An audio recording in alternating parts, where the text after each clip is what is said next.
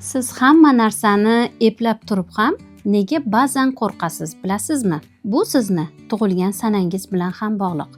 Qo'rquv va xavotirga ko'proq moyil bo'ladigan insonlar ko'pincha quyidagi sanalarda tug'ilishadi. 2-sana boshqalarning fikrini juda ko'p o'ylaydi, rad etilishidan qo'rqadi. 7-sana ko'p tahlil qiladi, natijada o'zi yaratgan shubhalarni ichida qolib ketadi. 11-sana sezgirligi kuchli, kelajak haqida ortiqcha xavotirga beriladi.